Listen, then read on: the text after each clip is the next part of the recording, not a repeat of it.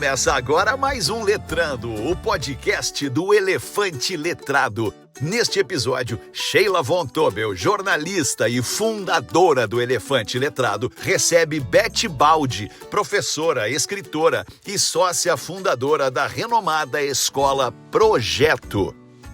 Olá, bem-vindos ao podcast Letrando. O bate-papo de hoje tem um sabor muito especial para mim.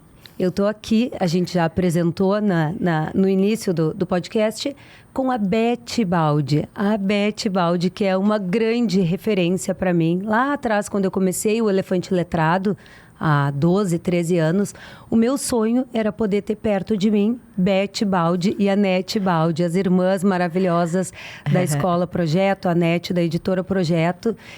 E agora eu estou aqui com a Beth na minha frente para conversar e dividir um pouco de tudo que ela sabe com relação à educação. Beth, muito obrigada. Imagina, Sheila, até me fico constrangida. Não, as palavras que eu tô falando são poucas. Vocês são maravilhosas, vocês são referência para muita gente. Agora a gente vai contar um pouco para quem não conhece por que vocês são tão especiais. Tá bom, vamos lá. Muito obrigada, de qualquer modo. Para quem não te conhece, vamos começar contando um pouco da tua trajetória, da tua formação, dos teus anos de experiência em escolas. Vamos lá, porque é um pouco isso que dá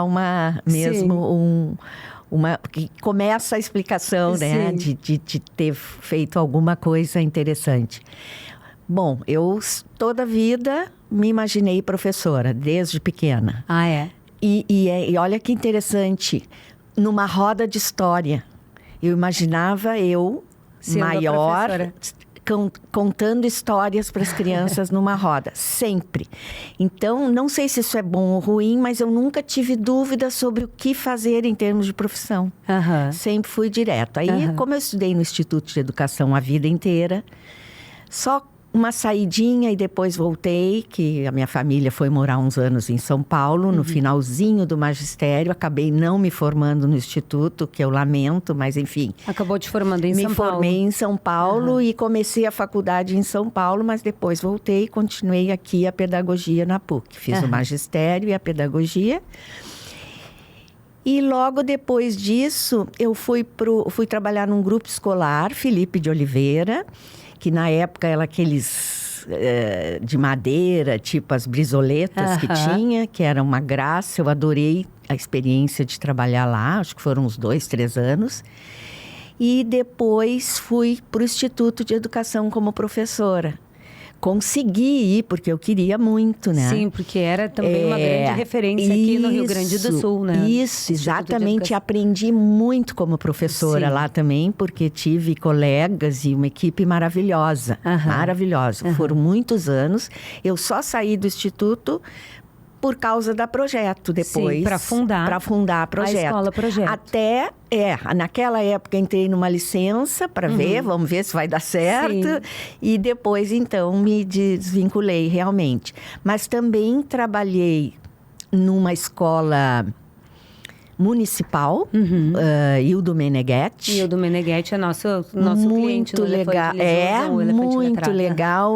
Eu tinha feito concurso, claro, mas na hora de ver a escola, eu fui convidada pela diretora dessa escola, que havia sido mãe de uma aluna minha no Instituto de Educação. Ah, que legal. Eu dei aula uns anos na escola anexa do Instituto, e ela foi mãe de uma aluna que eu tive lá. E aí depois, quando ela viu o meu nome lá nas possibilidades de passada no concurso e tal, ela me convidou e eu fui, adorei. Era uma escola que estava começando naquela época. Trabalhei 5 anos lá, cheguei a ser coordenadora pedagógica. Era uma equipe muito, muito boa. Muito. E como é que surgiu a ideia de fazer a escola, de fundar a Escola Projeto? Então, 3 irmãs professoras, era a Nete, a Neca, Bernadette, que hoje está à frente da Projeto, e eu. E aquela coisa, todas sempre muito dedicadas e apaixonadas pelo que faziam, Tava no sangue né? já. Nossa, Sabe aquelas coisas de o fim de semana inteiro trabalhando, comprar mimeógrafo para ter em casa, aquelas coisas assim. A época do mimeógrafo. Eu adorava pegar a folha quando saía e o cheirar. Cheirinho, também. Eu tinha uma tia professora, então tudo isso foi indo. E aí a gente, às vezes, cada uma numa escola, né? A gente sempre trocando muito, até que um dia... E a gente sempre falava, que bom seria poder ter uma escola. Assim, a gente queria ter uma escola para fazer o que a gente decidisse, sabe? O que a gente achava importante. Claro que a gente tinha, pelas escolas onde passou e trabalhava sempre, um carinho muito especial e muita dedicação sempre também. E tinham liberdade para fazer? Tínhamos, eu sempre senti, sempre tive, sempre fui tentando fazer o que eu achava que era importante e sempre tive esse espaço. Mas aquela coisa, né? Até que a Nete foi para Londres, morou lá, acho que 1 ano e pouco, 2 anos, ou talvez até mais. E lá ela teve uma experiência de visitar escolas e tal. E nós já, aquela coisa já estava lá atrás. Quando ela chegou... Chegou mais apaixonada ela com disse, vontade. Gurias, nós temos que fazer uma escola. Por isso, começamos a nos reunir. Nós 3, e construir uma espécie de uma proposta. Começamos a escrever tudo que a gente gostaria de fazer. Começamos, assim, nos reunimos com diferentes pessoas que para nós eram referência, inclusive o nosso pai, que era, como é que se diz, economista. Então, nós fomos também falar com ele nisso aí. Ah, que legal. E fomos indo. Até que, sei lá, não me lembro, acho que 1 ano e pouco nós ficamos nessa, reuníamos semanalmente. Projetando isso, o que vocês gostariam de fazer. E aí, projeto. Aí, perto, assim, depois de 1 ano e pouco, foi indo a coisa. Daqui a pouco nós ficamos sabendo de uma casa para alugar, ali na Paulino Teixeira, que foi onde nós começamos. Depois a gente chamou de Unidade 1, porque teve a outra sede. E foi isso. Aí o namorado da Nete, na época, que é o Marcelo, que tem livros no Elefante também, que deu o nome. Nós pensando no nome um dia num bar, conversando, e ele disse, eu não tenho dúvida, é projeto. Vocês estão há horas fazendo um projeto, só falo em projeto. É projeto. Então nós, ótimo, pode ser. Ficou. E ficou. E aí que começou isso. E aí eu te pergunto, ao longo desses anos, quantos anos tu ficou à frente da Escola Projeto? Que agora tu tá mais na retaguarda, né? Isso. No início, tu ficou quanto tempo à frente da Isso era 88, escola? Quando nós começamos, assim, eu digo a preparar já a casa, já alugando a casa. O primeiro ano letivo foi em 89 e eu fiquei mais ou menos até 2013, por aí. Mas assim, sim, naquela coisa de dedicação, uns 30 anos. 30, no mínimo, por aí, por aí. E o que tu entende, o que tu acha que fez a Projeto se tornar uma das escolas mais relevantes em Porto Alegre e no Rio Grande do Sul, em termos de confiança e em termos de educação valendo? Claro que todas as escolas têm sua importância, sua relevância, mas a Projeto ela é especial, ela é diferente das outras. O que a Projeto faz de diferente que todo mundo confia? Vocês são espetaculares e vocês sabem o que estão fazendo. Não que as outras escolas não saibam, mas assim, tudo é muito bem fundamentado, tudo é muito bem cuidado e muitas coisas são de fato diferentes de outras escolas. Não sei se o termo seria tradicional, acho que até talvez não seja, mas o que vocês fazem de diferente e que inclusive pode servir de exemplo para outras escolas? Olha, primeiro agradeço todos esses elogios. concordo, porque eu acho que sim, que a gente tem feito uma caminhada bonita, assim, e que nos orgulha demais. Porque é muita paixão e tudo feito com muita paixão. Esse é o item número 1, tá? Desde o começo. Mas eu destacaria outras 2 questões que eu acho que nos acompanham desde sempre e que eu acho que são uma espécie de motivo para ter dado certo e ter hoje essa relevância assim, que tu está comentando. Primeiro, uma coisa que sempre foi fundamental para nós e que a gente aprendeu. Eu, como coordenadora que fui o tempo todo da escola, coordenadora pedagógica, eu tinha aprendido na escola pública isso, com as minhas equipes que eu participei lá na escola pública, a questão do trabalho em equipe, do trabalho conjunto, do trabalho discutido, planejado em conjunto. E a segunda coisa, da fundamentação, do estudo, da formação continuada. Tá? Isso é um dos pilares da projeto. Uma coisa assim que desde o início foi muito forte. A gente começou, a gente tinha cursos, Sheila, na escola, assim, 2, 3 semestralmente, cursos com pessoas que vinham de fora. Para formação continuada dos professores. Para formação continuada da equipe. Claro que para a coisa se sustentar, o que a gente fazia? A gente abria para os professores de fora da projeto que quisessem. Ah, que legal. E aí entrava o dinheiro para pagar as pessoas que a gente chamava para formação. Tu entende? Então, a gente dividia, digamos assim, esse custo. Sim. E todo mundo ganha. E todo mundo ganha. A formação é fundamental. Então, a gente teve épocas, foi variando o tipo de formação, a gente tinha seminários. Assim, e a Projeto foi se tornando também nesse aspecto uma referência de formação de professores. Sim. Né? Então, isso sempre foi muito forte, muito algo assim que a gente nunca abriu mão. E que a gente sentiu sempre que sustentou muito a prática da escola, porque aí que tá, era uma coisa para todos os nossos professores, né? E muito forte. Esse foi um aspecto, né, da questão da formação.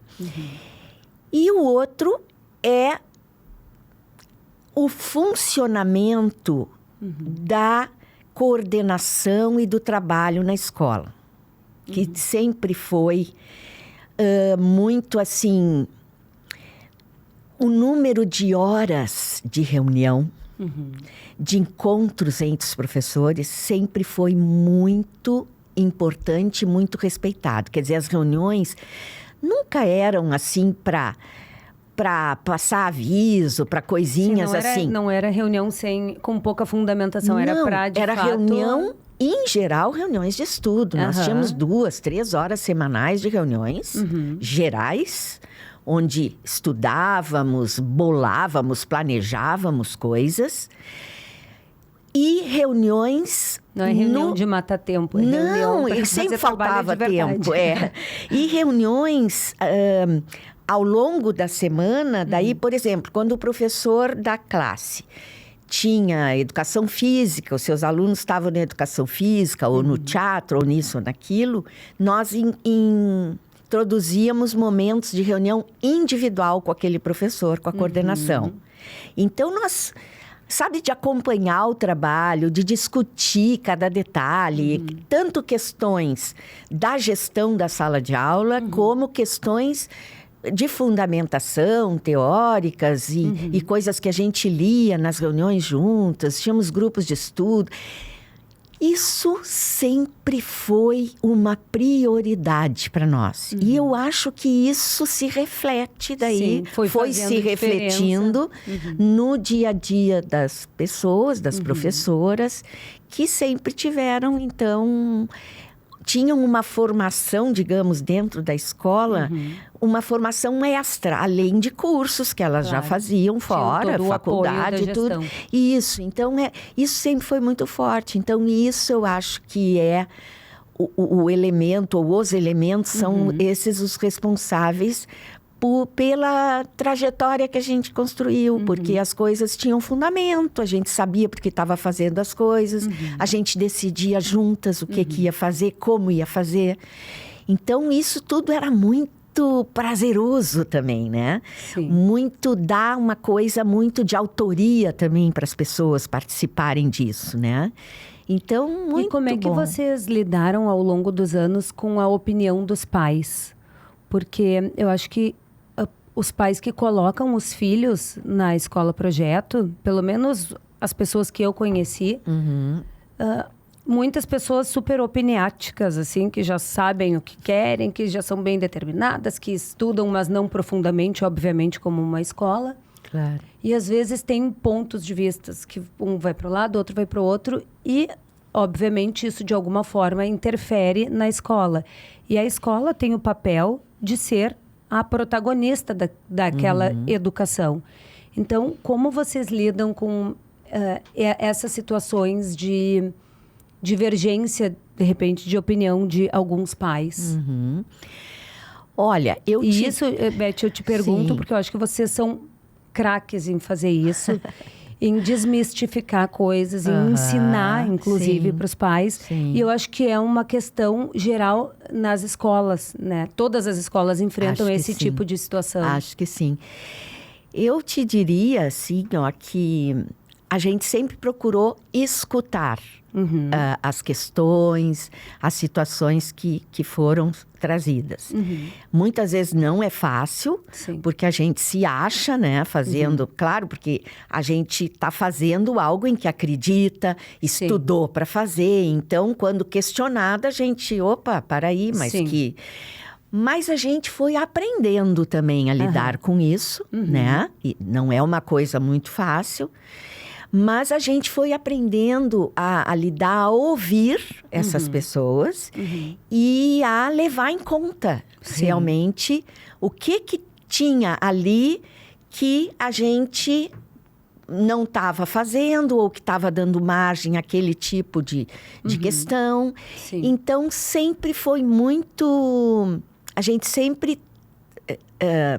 além desse tempo todo de formação que existiu sempre na escola, né? Com a equipe e com a gente mesmo, né? A gente sempre se preocupou em ter muitos momentos de encontros com as famílias.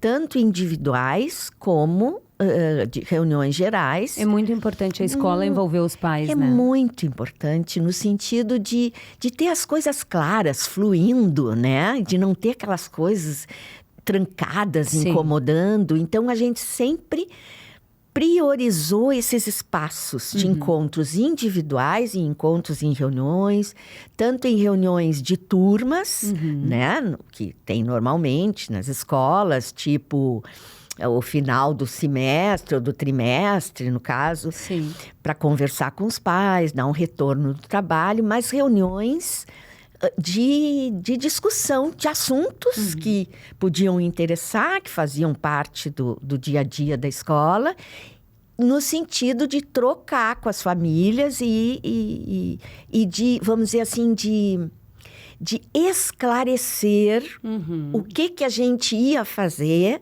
e como. E foi interessante que nós fomos aprendendo também, isso é uma estratégia, né? A falar antes as coisas que iam acontecer. Sim, para todo mundo já ficar seguro e entender o que vai acontecer. Isso, porque muitas vezes o que acontece é que, né, os pais preocupados vamos dizer, no seu papel de ali, né, zelando pelo que acontece com as crianças, não entendem uma coisa, já ficam atrapalhados, já vão na escola questionar, mas o que é isso? Como assim?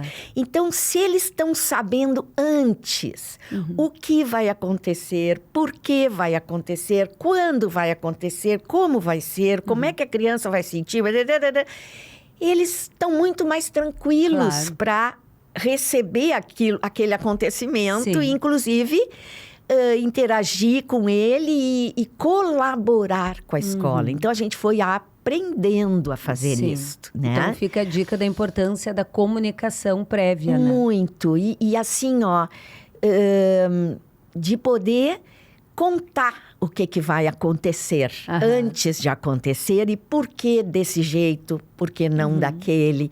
E isso foi nos ajudando muito a ter uma comunidade escolar, assim, muito próxima. Sim. Da direção, dos professores, muito assim, entendendo o que está acontecendo, que a gente explicava antes de acontecer. Sim. Um pouco a estratégia sempre foi, tentamos que fosse essa, sim. Sim. Eu acho Muito que isso legal. ajudou muito. Os pais que eu conheço, que já colocaram os filhos na projeto, são muito fãs. Pois é. Todos. Não conheço uma pessoa que tenha dito, mais ou menos, tem uma questão. Não, todo mundo é fã. Isso é muito legal. É bom. Beth, e me conta, vocês sempre trabalharam muito fortemente a questão da leitura. Muito. Então, eu sei que tu bate também bastante na tecla da importância da criança recontar histórias, né? Inclusive, nós temos aqui um livro, Leitura nas Séries Iniciais, escrito por ti. Pois é. Me conta um pouco, me fala sobre leitura, a importância da leitura nessa fase, quer dizer, em todas as fases da vida, né? Sim. Mas principalmente nos anos iniciais. Sobre esse livro, se tu me permite, Claro. eu queria contar que ele foi editado pela editora Projeto, já faz um tempão.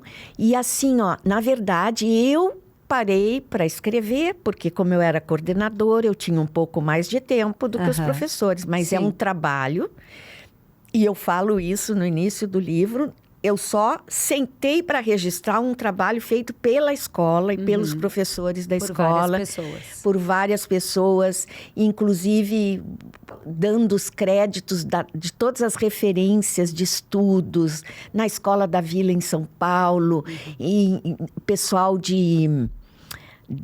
ali da Argentina, que muito nos ensinou também, aquelas pessoas da direção de currículo da Argentina, que a gente sempre estudou muito. Então, na verdade, eu sentei para escrever, mas uma experiência feita por muita gente junto. Então, importante sempre dizer isso.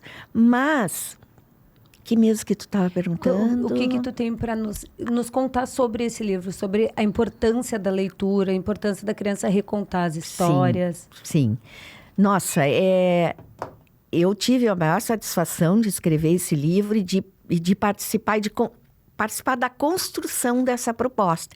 Ela veio, inclusive, desde lá do Instituto de Educação, quando eu dava aula lá.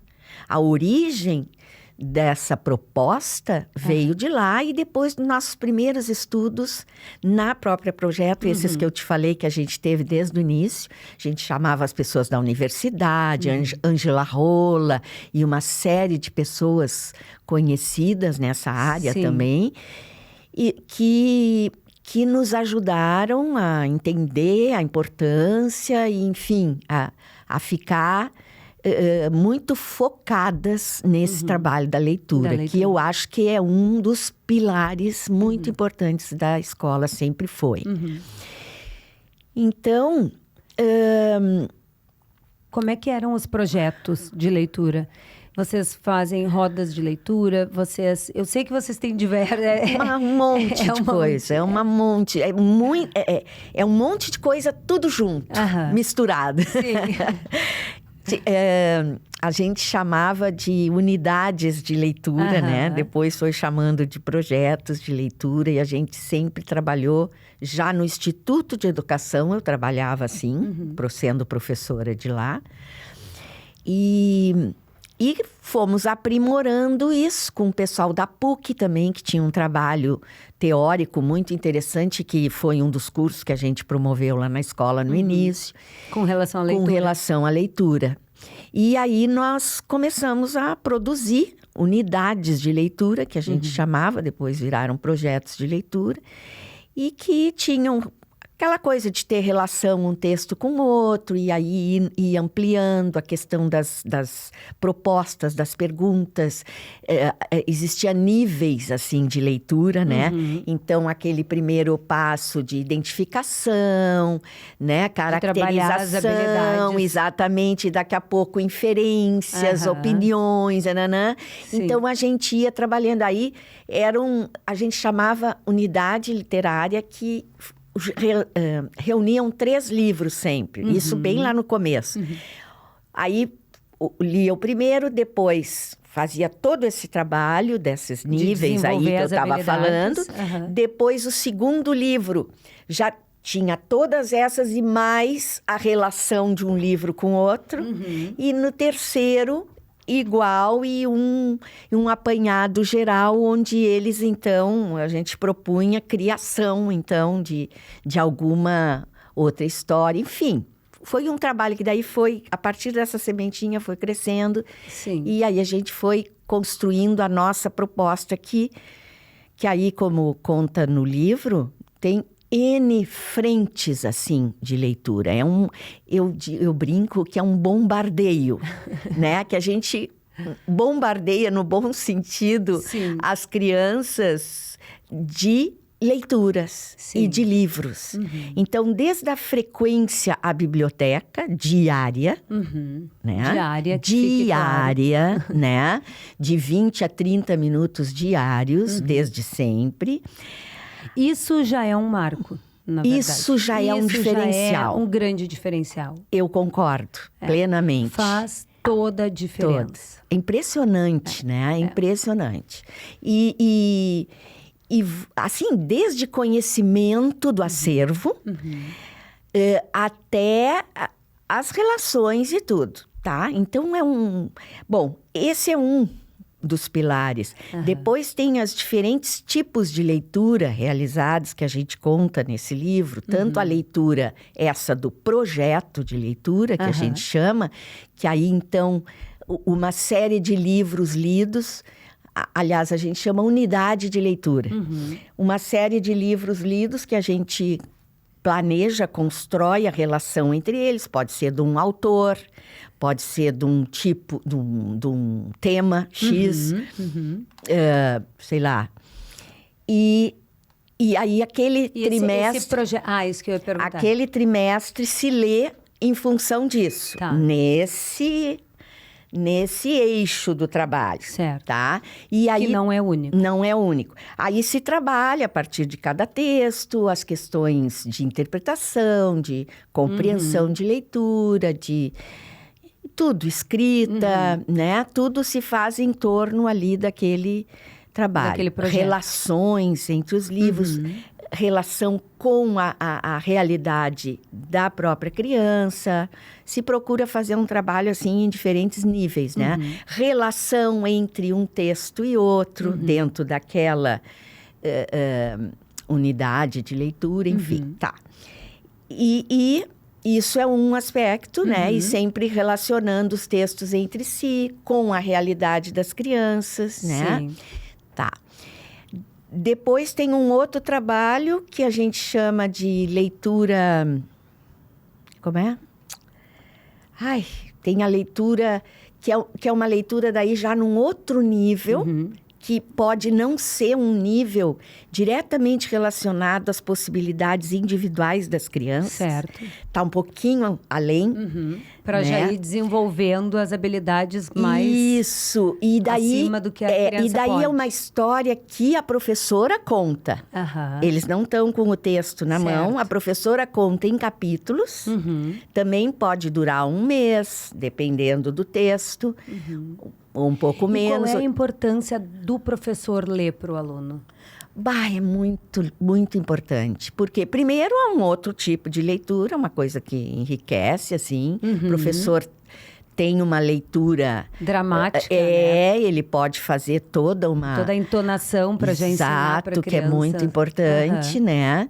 E assim, sendo num nível um pouquinho além do nível em que as crianças poderiam ler autonomamente e entender, o professor vai fazendo Vai essa desafiando. mediação. A cada capítulo lendo, porque isso no nosso plano de trabalho lá na escola, ele é feito todos os dias, de 10 a 15 minutos, tá? A leitura, a gente chama essa leitura de socializada, tá? Que a professora conta e os alunos ouvem e se conversam um pouquinho sobre. Aí uma parte, um capítulo, outro a cada dia. Então, isso vai, a partir da leitura, pode parar em algum momento, mas se procura ler uma parte e conversar sobre. E nessa conversa se procura, então, ver o que eles pegaram, o que não, o que a gente pode relacionar com o capítulo que foi lido antes. E no sentido de construir com eles habilidades de leitura e sempre assim, ouvindo um e o outro. Olha só o que o fulano falou. O que vocês acham? Tem a ver isso? Onde é que aparece isso no texto? Então, uma mediação assim... No sentido de desenvolver as estratégias de leitura, ensinar a criança a fazer estratégias. A fazer relações e tal. Então, esse é um outro... Nós chamamos essa de leitura socializada. Nós temos no Elefante, a gente chama muito parecido, a gente chama de leitura compartilhada.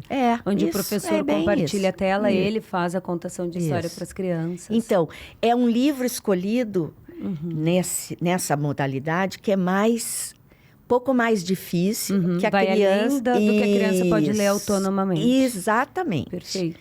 Tá, então tem a unidade de leitura que eu falei, que dura o trimestre, que vai indo texto a texto. A verdade é que tem muita leitura, né? E é assim que tem que ser. É assim que tem que ser. Tem esse da leitura socializada e tem mais um, como é que é? Bom, a biblioteca todos os dias, tem mais um. Nossa, isso é um grande exemplo. Se todas as escolas tivessem esse sangue, esse DNA. Essa prioridade, porque é uma questão, na escola tem muito isso, né?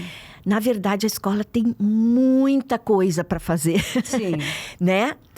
Pois tu tem que trabalhar todas as áreas de conhecimento, da melhor maneira possível, todas elas. Então, né? Agora, a leitura, ela vai servir para todas as áreas. Perfeitamente. Não adianta matemática, química, física, se eu não souber ler e interpretar. Entender. Exatamente. Então, a leitura, ela tem que estar presente sempre, todos os dias. Ela é como permeia, assim, todas as outras áreas e, portanto, ela tem que ter um tempo maior mesmo, de tempo didático, como a gente fala, né? Sim.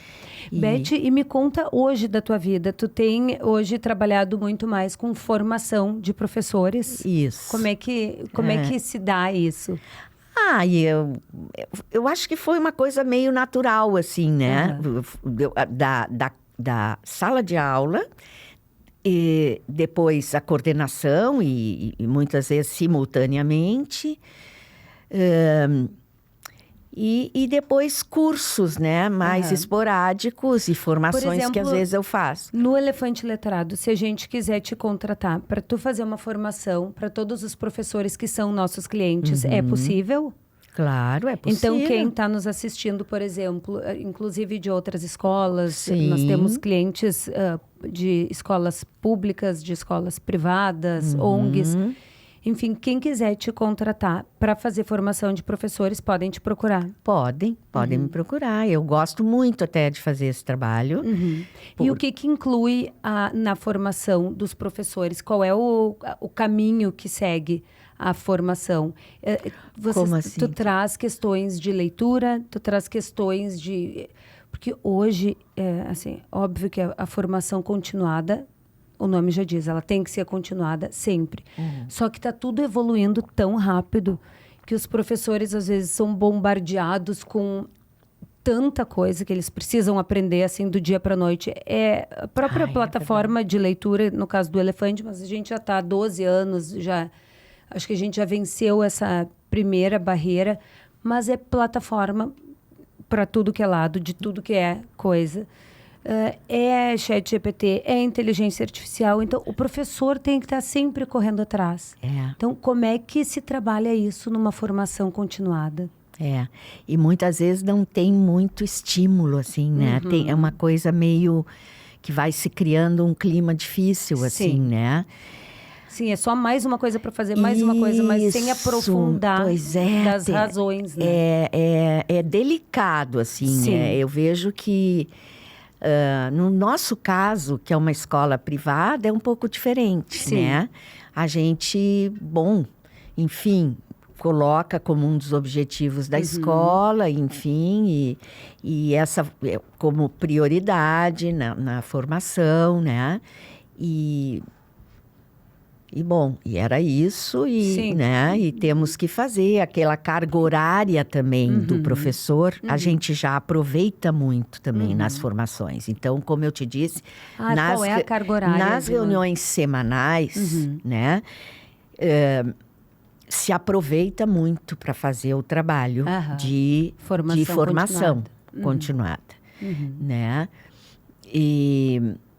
Então, isso é muito importante, porque o professor tem que sentir, né, que aquilo ali está indo ao encontro das necessidades dele, né? Onde ficar uma coisa muito assim, uma coisa muito formatada e meio, né, de obrigação. Sim, um PowerPoint pronto não é o caso. Não é uma coisa mais complicada. Tu tem que pegar... A formação tem que se relacionar com o que ele está vivendo no dia a dia. E ao encontro das necessidades dele e também, claro, do que se quer introduzir como inovação, como aspecto a ser mais... relevado, né? Mas, enfim, então isso de ser continuado, de ser continuada a formação é muito importante. Porque cria também, na equipe, uma atitude de disponibilidade e de aprendizagem. Isso é uma coisa que se constrói na escola. Não é fácil, é uma coisa que tu tem que batalhar. No começo, hoje em dia, a gente utiliza muito o espaço de reuniões da escola, mas antes eram horários extras e tal, enfim. Então, é uma construção. E numa escola pública, por exemplo, ou numa rede pública onde se tem muitos professores, milhares, né, de professores, ainda assim é possível fazer formação continuada? Eu acredito muito que sim. Sempre Quero acreditar, né? Que sim. Né? Ainda mais hoje em dia, a gente tem tantos recursos, né? De, inclusive, sistema online. Isso, de poder reunir as pessoas por outras vias e tal.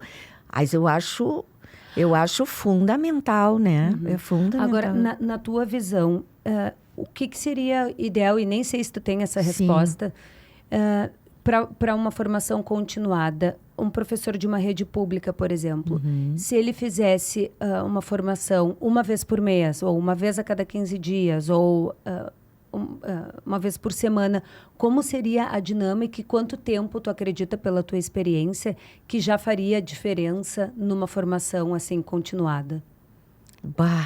Essa coisa do tempo que necessitaria... Depende do difícil tema, de né, dizer. que vai ser tratado. Isso, depende do conteúdo, depende, vamos dizer, da disponibilidade. Às vezes não... Bom, mas eu acredito que se possa ter um tipo de formação como essa, e assim, muito construído com as pessoas que estão ali. Com a participação deles. Alguns, digamos... alguns tópicos, alguns conteúdos, algumas questões colocadas de antemão, né? Pelas pessoas, enfim, que estão ali lidando com aquilo. E a partir daí... E construindo também com as pessoas que estão fazendo o curso. Afinal de contas, são as pessoas que estão lá na ponta, né? E podem trazer os exemplos da sala de aula. Exatamente, porque isso é muito importante. É sempre uma cocriação. Que essa formação também vá ao encontro do que as pessoas estão necessitando. De aspectos em que elas têm mais dúvidas e tal. E outra coisa, por um lado isso. Por outro lado... uma coisa assim, ó, uma preocupação de quem está fazendo a formação em seduzir aquele grupo com coisas assim, bah, isso deve ser muito legal de fazer e despertando, né? Sim. Vontades, desejos que nas pessoas, até em coisas que elas não tinham pensado antes. Claro. Né? Seja através até de uma leitura mesmo, que desperte outras coisas nas pessoas, né? Porque isso é muito importante também, as pessoas vivenciarem, né? Tu não vai ser um bom formador de leitores se tu não é um leitor. Sim. Né? Tu tem que construir com o professor um pouco isso, né? Então, também, paralelamente, né? Não que... Porque isso pode ser, e normalmente é o que acontece, vai sendo feito paralelamente ao trabalho com os alunos. Então, o professor vai se apaixonando pela leitura junto com as crianças, junto com os alunos, com as crianças como é ou importante, jovens. e é um dos pilares que tu trouxe antes, né? A paixão pelo que vocês fazem. Aqui no Elefante, a gente é muito apaixonado também pelo que a gente faz, e eu acho que esse é um pilar da Escola Projeto. Certamente foi um pilar também, e é um pilar da Anete na Editora Projeto, e é um pilar do Elefante. O que a gente faz com paixão faz toda a diferença, né? Faz toda a diferença em termos de energia que tu coloca, de qualidade, afeto, de dedicação. E é paixão, né? E aí tu faz aquilo, faz daquilo, né? Desse, como é que se diz? Desse motivo de paixão, uma parte muito importante da tua vida. Exatamente. Né? Então, meio que não tem horário, assim, a gente tem que se cuidar. Teve uma época que eu, a Neca e a Nete trabalhávamos muito mais juntas do que hoje. Cada uma depois foi, vamos dizer, se especializando um pouco mais naquilo que fazia, né? Sim. Mas no começo a gente fazia as três tudo, de tudo um pouco. Sim. Mas a gente tinha que se cuidar, porque eram 24 horas e a gente ainda morava juntas. Era irmãs na mesma casa. Sim. Então era uma alucinação. Trabalho sem parar. Então não é isso, né, que a gente recomenda, mas enfim. Mas no fim nem é trabalho, né? Porque a gente se apaixona tanto e nem enxerga como um trabalho. Exatamente. Esse é o perigo. Esse é o perigo. E a Neca hoje que toca, então, a Escola Projeto. Isso, a Já Neca... vamos deixar o convite aqui para a Neca vir também participar do nosso podcast. Isso aí. A Neca toca o projeto, a escola. Ela é a responsável administrativa pelo trabalho e tem uma equipe da coordenação pedagógica, hoje formada pela Graça, Maria da Graça, pela Andréia e pela Amanda, que foram vindo, inclusive, da sala de aula para formar essa equipe pedagógica que faz esse trabalho junto aos professores, com essas reuniões todas aí que eu te falei, que é um horário, é um time de ouro, mas é um time que se construiu, né? Não é uma coisa assim de graça, de uma hora para outra. Claro. E foi muito trabalhado, com muitas horas. A gente tem um horário de reuniões na escola que acredito que muito poucas escolas tenham. Isso é um diferencial, não digo da escola, mas eu digo assim do trabalho que tu queira fazer. Porque não se sustenta. Bem feita. Não se sustenta se tu não tem esse tempo de estudo, de discussão, de vai lá, faz e depois conversa sobre, analisa o que deu certo, como é que foi. É bastante, são muitas horas necessárias e muita... um planejamento, né? Uma disciplina nesse sentido, no bom sentido da palavra, de ter o foco, a coisa focada num objetivo, né? Sim. Bom, a gente está chegando no nosso tempo. Beth, eu só quero te perguntar, porque eu acabei Que não pena, entrando. tava muito boa a conversa. É muito bom aprender contigo. Imagina. Eu queria te perguntar o que se fala muito sobre a questão do livro físico, do livro digital, de ser a favor, de ser contra. Aqui no Elefante, nós somos a favor da leitura. Seja ela como for. Se está escrito na pedra, a gente é a favor que leia. Se é no digital, se é no físico, não importa. Nós somos a favor da leitura. Então, tu é uma pessoa muito importante. Tu é uma referência nacional na questão de leitura. Tu é. Que chique. Tu é. Não estou falando para te agradar. Tu é, de fato. Então, eu queria muito saber a tua opinião de verdade. E fica super à vontade aqui. Tu sabe que nós temos, né, no Elefante, livros digitais. Mas fica à vontade, se quiser criticar, não tem problema nenhum. Mas eu queria te ouvir de verdade, o que tu pensa sobre isso? Olha, eu acredito que a plataforma, o livro digital, é mais um elemento na construção da leitura com os alunos, com as crianças, com os jovens. Então, portanto, é excelente, além de ter um vínculo com eles que pega pela questão da tecnologia, vamos dizer, né? E cada vez mais eu vejo que os livros estão sendo apresentados ali na plataforma, alguns até com alguma coisa de animação e sempre com um cuidado, assim, muito interessante, muito importante nisso. Então, não se pode negar que tem um atrativo, um apelo para as crianças hoje em dia. Sim. Então, eu acho que por aí, junto com outras tantas modalidades e possibilidades de leitura que se continue fazendo na escola, com as crianças, em casa, na escola. Então, a gente procura trabalhar isso lá na escola. E, assim, convidando... Assim, primeiro que se tenta que os pais, que a comunidade toda conheçam essas diferentes maneiras, né? Possibilidades de apresentar os livros, leitura, né? Se envolvam e se apaixonem, né? Porque esse é o objetivo principal, né? E a partir daí, a plataforma digital é mais um recurso. Eu vejo assim. Claro que a gente tendo, por exemplo, uma plataforma como a de vocês, né? Nossa, posso dizer que eu faço parte de em alguma instância, mas assim, super bem cuidada, os livros super selecionados. Exatamente, muito bem feito.